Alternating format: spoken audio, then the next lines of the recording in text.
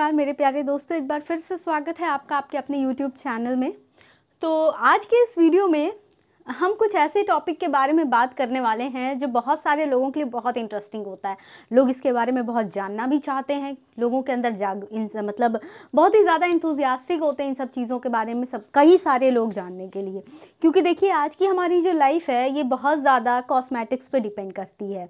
लोगों को हर चीज़ में मॉडिफिकेशन पसंद होता है। तो देखिए ऐसा है कि आज हम एक ऐसे ही प्रोसीजर के बारे में बात करने वाले हैं जिसका नाम है लाइपोसक्शन। देखिए लाइपोसक्शन मतलब क्या होता है, देखिए इसमें होता क्या है ना कि ये कोई मैं आपको पहले बता देती हूँ, मोटापा जो है आज के टाइम में सबसे बड़ी दिक्कत है। और मोटापा तो छोड़िए, मोटापे के बाद जो एक और इम्पॉर्टेंट दिक्कत है वो ये है कि लोगों की बॉडी में कहीं भी फैट डिपोजिशन हो जाता है। फिर हम क्या करते हैं, हम उस डिपॉजिटेड जो एरिया होता है फैट का, हम चाहते हैं कि ये अगर थोड़ा सा पतला हो जाए। कुछ लोगों को लगता है हाथ कितने मोटे हैं, थोड़े से पतले हो जाएं, हमारे थाइस कितने मोटे हैं, थाइस थोड़े कम करने हैं, या फिर हमारा जो कमर वाला हिस्सा है वहाँ पे बहुत फैट है यार, थोड़ा सा कम हो जाता।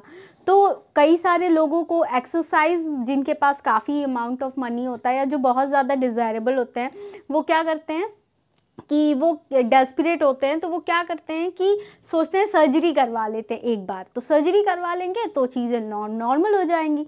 तो लाइपोसक्शन ही वही एक मेथड है जो क्या करता है कि आपकी बॉडी से फैट सेल्स को निकालता है।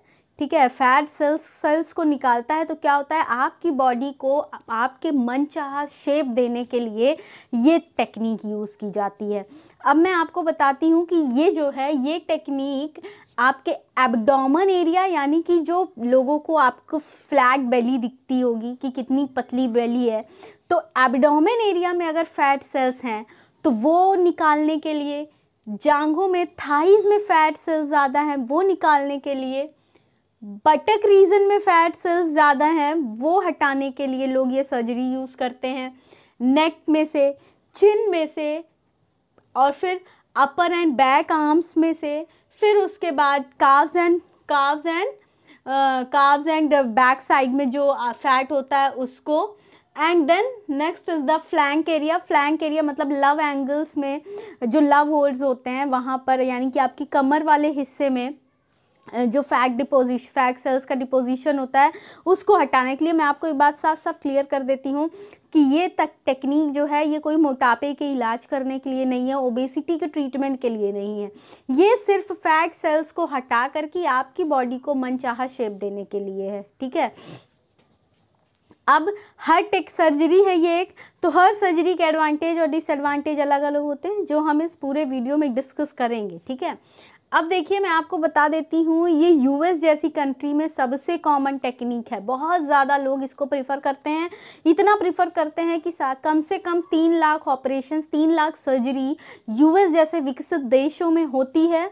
और इसका कॉस्ट जो होता है अराउंड $2000 से $3500 के रेंज तक का इसका कॉस्ट होता है। ठीक है, और जैसे कि मैंने बताया ये कोई वेट लॉस टेक्निक नहीं है कि आपका वज़न बढ़ा हुआ है, वज़न कम करने के लिए टेक्निक नहीं है, मोटापे के इलाज की ये कोई टेक्निक नहीं है, सिर्फ फैट सेल्स को रिमूव करने की टेक्निक है। फैट सेल्स को रिमूव करके मनचाहा शेप देने की टेक्निक है बस। अब मैं आपको एक चीज़ और क्लियर कर देती हूँ कि ये सेल्यूलाइट को रिमूव नहीं करता। सेल्यूलाइट क्या होता है, जब आपने देखा होगा, आप थाइज ही देख लीजिए, थाइज आप अपने पैरों, थाइज यानी कि जांघों को देख लीजिए, अगर वो ज़्यादा फैट, वहाँ फैट सेल्स डिपॉजिट हैं तो क्या होता है, सेल्यूलाइट वो ऐसी सेल्स होती हैं जो क्या करती हैं, स्किन को जब आप होल्ड करेंगे तो ऐसा लगेगा कि उसमें, जब आप स्किन को होल्ड करेंगे अपने, तो कई लोगों को स्किन में मार्क्स दिखते रहते हैं, स्किन में ऐसा लगता है पैचेस हैं छोटे छोटे। जब आप उसको टाइटली होल्ड करेंगे या नहीं भी होल्ड करेंगे तो इतना ज़्यादा फैट डिपॉजिट हो जाता है कि स्किन के नीचे नीचे आपको पैचेस समझ में आने लगेंगे, स्ट्रेच मार्क्स टाइप समझ में आने लगेंगे, वो होता है सेल्यूलाइट। तो ये सेल्यूलाइट्स को रिमूव नहीं करता है। ठीक है, फिर स्ट्रेच मार्क को भी रिमूव नहीं करते हैं, नेक्स्ट डिम्पल्स को भी नहीं रिमूव करते हैं, बट ये क्या रिमूव करते हैं, फैट सेल्स को रिमूव करते हैं। ठीक है, और मैं आपको एक बात और भी बता देती हूँ, आपके दिमाग में सवाल चल रहा होगा क्या परमानेंटली रिमूव करते हैं? ऑफ कोर्स परमानेंटली रिमूव करते हैं। ठीक है, फैट सेल्स को परमानेंट रिमूव करते हैं। लेकिन सर्जरी के बाद आपको एक हेल्दी लाइफ स्टाइल मेंटेन करके चलनी पड़ेगी। अगर आपने हेल्दी लाइफ स्टाइल मेंटेन नहीं की और आपका वज़न अगर सर्जरी के बाद बढ़ा तो आपका वज़न, ये जो फैट सेल्स हैं ये और दुगनी तेज़ी से बढ़ेंगी और आपकी बॉडी में कहीं भी फैट का डिपोजिशन हो सकता है। ठीक है, अगर आपने सपोज़ आपने काव्स एरिया की सर्जरी, यहाँ से फ़ैट को हटवाया है या चिन एरिया से फ़ैट को हटाने की कोशिश की है, तो अब जो है इसका एक डिसएडवांटेज सर्जरी का ये भी होता है कि अगर आपने हेल्दी लाइफस्टाइल मेंटेन नहीं की तो अब फ़ैट यहाँ तो डिपॉजिट नहीं होगा, लेकिन हो सकता है आपको फ़ैट यहाँ डिपॉजिट होने लगे या कमर में डिपॉजिट होने लगे, मतलब अनइवन फ़ैट का डिस्ट्रीब्यूशन होने लगता है, डिपोजिशन होने लगता है। ठीक है, तो सर्जरी के बाद हेल्दी लाइफ स्टाइल मेंटेन करना इज़ मस्ट। ठीक है, फिर अगर हम बात करें तो ये देखिए, मैंने आपको पहले ही बताया ये क्या करता है, बहुत सारे फैट सेल्स को एक बार में इस सर्जरी के थ्रू रिमूव किया जा सकता है। तो बहुत सारे फैट सेल्स को रिमूव किया जा सकता है। तो इस सर्जरी के जो कॉम्प्लिकेशंस हैं ना, वो इसी बात पर डिपेंड करते हैं कि कितने फैट सेल्स रिमूव किए गए हैं, उतनी ज़्यादा कॉम्प्लिकेशंस होने के चांसेस भी बढ़ते हैं। ठीक है, और ये जो सर्जरी होती है ये उनकी बॉडी में, ऐसे लोगों की बॉडी में ज़्यादा अफेक्टेड होती है जिनकी बॉडी जो होती है कैसी होती है, स्ट्रेचेबल होती है। ठीक है, सर्जरी हुई, फैट सेल्स को हटाया गया, फिर उसके बाद आपने हेल्दी लाइफ स्टाइल मेंटेन की और अपनी बॉडी को परमानेंटली जैसा आप चाहते थे वो शेप में तो आ गई, लेकिन आपने एकदम उसको हेल्दी वेट भी मेंटेन करके रखा है।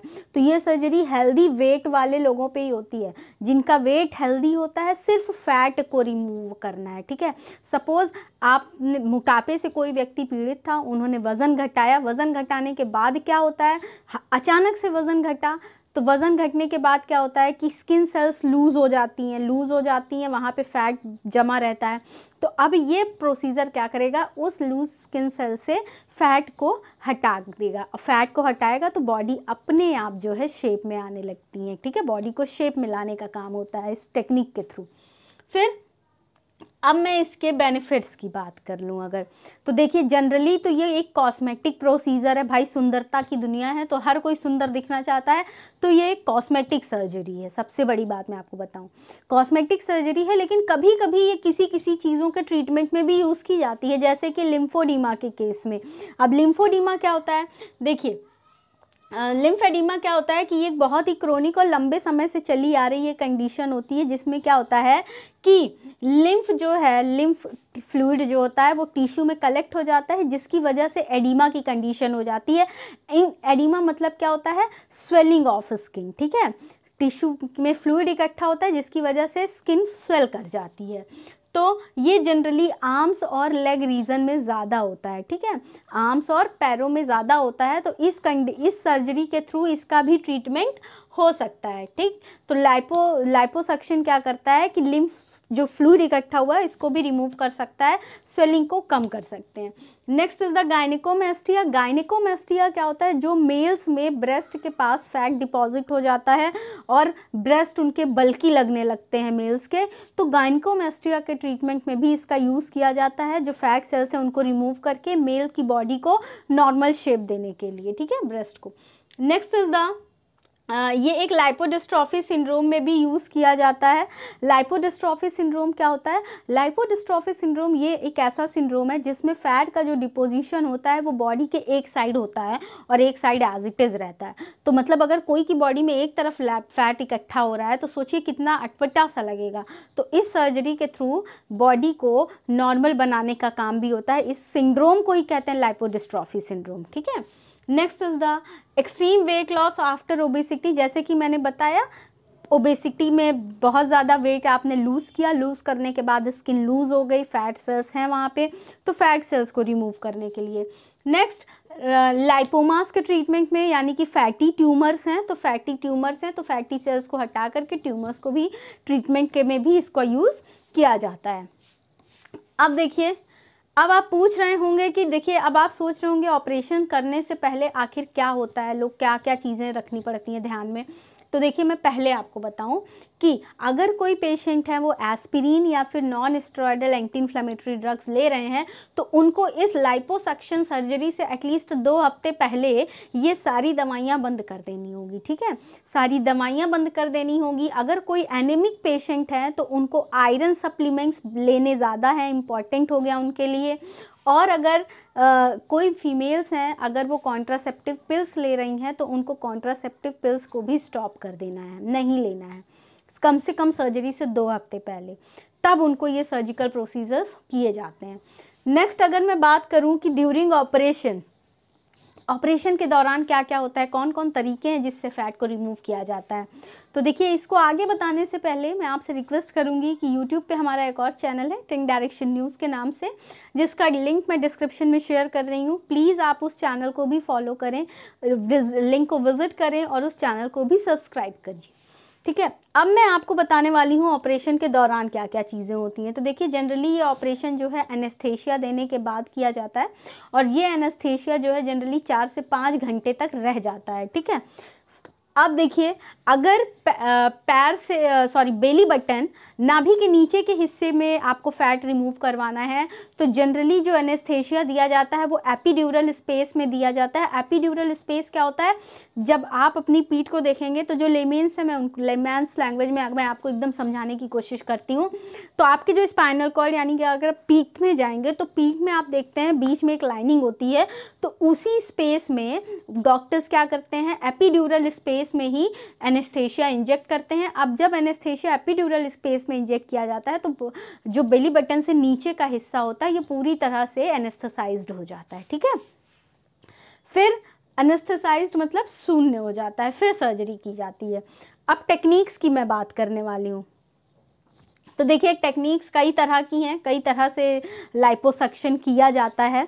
तो पहला जो टेक्निक है वो है ल्यूमिसेंट लाइपोसक्शन। तो ल्यूमिसेंट लाइपोसक्शन जो है ये बहुत ही ज़्यादा कॉमनली यूज्ड टेक्निक है। इसमें क्या करते हैं कि लोकल एनेस्थेशिया, सपोज लीडोकेन है, लीडोकेन के साथ साथ बहुत सारा सलाइन और एक वेसल कॉन्स्ट्रिक्टर है एपिनेफ्रीन, ठीक है। सलाइन, एनेस्थेशिया और वेसल कॉन्स्ट्रिक्शन, वेसल्स को कॉन्स्ट्रिक्ट कर देंगे तो उस पर्टिकुलर एरिया में ब्लड का फ्लो ज़्यादा नहीं होगा और ब्लड लॉस भी ज़्यादा नहीं होगा। और सलाइन दे रहे हैं तो फ्लूइड का बैलेंस बना रहेगा, और लीडोकेन एनेस्थेशिया दे रहे हैं तो वो पर्टिकुलर एरिया जो है नम हो जाएगा, यानी कि शून्य हो जाएगा, फिर आराम से फैट का रिमूवल हो सकता है। ये सारी चीज़ें क्या करते हैं, स्किन के नीचे इंजेक्ट की जाती है। फिर उसके बाद, ठीक है, सक्शन ट्यूब के थ्रू, सक्शन ट्यूब होता है उसके थ्रू स्किन के नीचे ये सारे जो हमारे लिक्विड हैं इनको इंजेक्ट करने के बाद क्या कर दिया जाता है, फैट को सक कर लिया जाता है, यानी कि फैट को सक करना मतलब चूसना। तो मशीन जो होती है, जो ट्यूब होता है वो सक कर लेता है फैट को, तो फैट को सक कर लेता है और फिर उसके बाद फैट हमारी बॉडी से बाहर आ जाता है, ठीक। फिर अब जो दूसरी टेक्निक है वो है ड्राई लाइपोसक्शन। ये बिल्कुल नहीं यूज़ किया जाता, क्योंकि अगर ये लाइपोसक्शन टेक्निक यूज़ होती है तो ब्लीडिंग के चांसेस ज़्यादा होते हैं और इसमें कोई भी सलाइन नहीं इंजेक्ट किया जाता है, तो लॉस ऑफ फ्लूइड और लॉस ऑफ ब्लड बहुत ज़्यादा होता है, तो ये टेक्निक जनरली यूज़ नहीं की जाती है। फिर next is the ultrasound assisted liposuction. इसमें क्या करते हैं कि कैनुला जो होता है, एक कैनुला होता है जो कि पहले ही अल्ट्रासाउंड से एनर्जाइज्ड होता है, उसमें अल्ट्रासाउंड से उसको एनर्जाइज्ड किया जाता है, एनर्जी दी जाती है। फिर उसके बाद वाइब्रेशंस जो है अप्लाई की जाती है पर्टिकुलर एरिया में।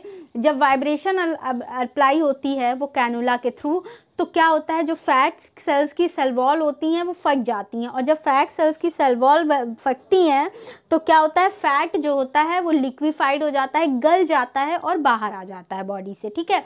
ये प्रोसीजर पर्टिकुलरली मेल ब्रेस्ट में यूज़ करते हैं, जैसे गायनेकोमेस्टिया मैंने बताया, मेल ब्रेस्ट में यूज़ करते हैं, बैक साइड में करते हैं। और अगर पहले ही एक आध बार ये लाइपोसक्शन का प्रोसीजर किया जा चुका है किसी भी एरिया में, तो उस एरिया में दोबारा अगर प्रोसीजर करना है तो अल्ट्रासाउंड असिस्टेड लाइपोसक्शन किया जाएगा। और मैं आपको बता दूं, अल्ट्रासाउंड असिस्टेड लाइपोसक्शन के बाद जो है ये ट्यूमिसिंग लाइपोसक्शन यानी कि फैट को सक करके निकाल देने वाला प्रोसीजर जनरली फॉलो किया जाता है। फिर हम आते हैं पावर असिस्टेड लाइपोसक्शन, PAL, ठीक है। तो ये पावर असिस्टिंग लाइपोसक्शन क्या होता है, जो एनर्जाइज्ड कैनुला होता है, मैकेनिक होता है, डॉक्टर्स इसको अपनी मर्जी के हिसाब से आगे और पीछे कर सकते हैं बॉडी में डालने के बाद, और फिर उसके बाद फैट को रिमूव कर सकते हैं, ठीक है। अब फिर नेक्स्ट इज द LAL, ठीक है। इसमें क्या होता है कि ट्यूब थ्रू स्मॉल इंसिजन, इसमें एक छोटा सा कट लगाया जाता है, कट लगाने के बाद ट्यूब को इंसर्ट कर दिया जाता है, ठीक है। फिर ट्यूब लेज़र असिस्टेड लाइपोसक्शन इसको कहते हैं, LAL, लेज़र असिस्टेड लाइपोसक्शन। इसमें एक छोटा सा कट लगाते हैं, कट लगाने के बाद उस कट के थ्रू ट्यूब को इंसर्ट किया जाता है, और फिर क्या करते हैं, उस पर्टिकुलर एरिया में लेज़र एनर्जी को डिलीवर किया जाता है, और जब लेज़र एनर्जी को देते हैं तो फैट को क्या मिलती है, हीट मिलती है, और फैट जो होता है हीट के थ्रू मेल्ट हो जाता है। फिर उस ट्यूब को बाहर निकाल लिया जाता है, और जो कट लगाया था उसको एज इट इज़ ओपन छोड़ दिया जाता है, उसको कुछ नहीं करते, ताकि उसी कट के थ्रू जो लिक्विड है या जो भी फैट है, जो लिक्विड है, वो उसी कट के थ्रू किसी टाइम रेंज में बाहर आ जाएगा, ठीक है, और बॉडी रिकवर हो जाएगी। तो ये होता है लेज़र असिस्टेड लाइपोसक्शन। अब आप सोच रहे होंगे कि इस सर्जरी के आखिर साइड इफ़ेक्ट क्या है, कोई रिस्क है? तो बहुत रिस्क है, मैं आपको बताती हूँ। पहला जो इसका रिस्क है, इन्फ्लेमेशन। सर्जरी हुई है तो पर्टिकुलर एरिया में इन्फ्लेमेशन हो सकता है, थ्रोम्बोफ्लेबाइटिस हो सकता है। थ्रोम्बोफ्लेबाइटिस क्या होता है कि वेन्स में ब्लड क्लॉट का फॉर्मेशन हो सकता है, खून का थक्का जम सकता है, ठीक है। और काउंटर इरेगुलरिटीज़, तो अगर रिस्क फैक्टर, अगर बॉडी हेल्दी वेट आपने नहीं मेंटेन किया, हेल्दी डाइट फॉलो नहीं किया, तो क्या हो सकता है कि फ़ैट का अनइवन डिपोजिशन हो सकता है। अब जो मैंने पहले ही बताया कि अगर आपने चिन एरिया का फ़ैट रिमूव करा और आपने हेल्दी वेट नहीं मेंटेन किया, हेल्दी डाइट नहीं फॉलो की, तो अब इस एरिया में तो नहीं हो सकता है कि काल्व्स वाले एरिया में, आर्म्स में, कहीं पे भी फैट डिपॉजिट हो सकता है। फिर नंबनेस, जो नंबनेस होती है, जो शून्य होती है पर्टिकुलर एरिया, वो किसी टेम्परेरी होता है, वो पर्टिकुलर टाइम के लिए होता है, फिर ठीक हो जाता है। फिर नेक्स्ट इज़ द किडनी और हार्ट प्रॉब्लम। तो किडनी और हार्ट प्रॉब्लम कैसे हो सकती है कि जो लीटर्स ऑफ सलाइन इंसल्ट किया है बॉडी में, भाई एनेस्थेशिया के संग सलाइन भी तो दिया था, तो सलाइन क्या कर सकता है कि बॉडी में फ्लूइड इम्बैलेंस कॉज कर सकता है, जिसकी वजह से किडनी डैमेज हो सकती है। फिर पल्मोनरी एडिमा। पल्मोनरी एडिमा, जो आपने सलाइन बॉडी में इंसर्ट किया है, सलाइन दिया है पेशेंट को, वो क्या हो सकता है, जाके लंग्स में डिपॉजिट हो सकता है, और जब लंग में जाएगा, फेफड़ों में जाएगा, तो क्या हो सकता है, पल्मोनरी एडिमा का केस हो सकता है। और स्किन बर्न्स के भी चांसेस हैं फ्रेंड्स। स्किन बर्न्स जैसे कि लेज़र असिस्टेड और अल्ट्रासाउंड असिस्टेड, तो इसमें क्या हो सकता है, आप बार बार कैनुला निकाल रहे हैं, पेशेंट के अंदर डाल रहे हैं, निकाल रहे हैं, तो इसमें क्या हो सकता है, पर्टिकुलर एरिया की स्किन बर्न भी हो सकती है, नुकसान भी थोड़ा सा पहुंच सकता है। तो मैंने आज आपको लाइपोसक्शन बताया, जो कि एक तरफ खूबसूरती को बढ़ा तो रहा है, लेकिन साथ ही साथ क्या बहुत सारे इसके रिस्क फैक्टर भी हैं, और सर्जरी ऑफकोर्स आसान तो नहीं होती है, पेन तो होता ही है, ठीक है। तो मैंने आज आपको लाइपोसक्शन के बारे में बताया कि इसके क्या बेनिफिट हैं, कैसे होता है। तो उम्मीद करती हूँ कि ये वीडियो आपको पसंद तो ज़रूर आया होगा, क्योंकि ये एक कॉस्मेटिक सर्जरी है जिसके बारे में लगभग सभी लोग जानना चाह रहे थे। तो ये वीडियो उम्मीद करती हूँ आपको पसंद आया होगा, चीज़ें जैसा बताना चाह रही थी वैसा आप तक बता पाई हूँ। और अगर वीडियो पसंद आया है तो प्लीज़ वीडियो को शेयर कीजिए, चैनल को सब्सक्राइब कीजिए, और वीडियो को लाइक ज़रूर कीजिए। और वीडियो से रिलेटेड कोई भी सजेशन तो प्लीज़ कमेंट सेक्शन में कमेंट करके मुझे ज़रूर बताइए। Thank you very much.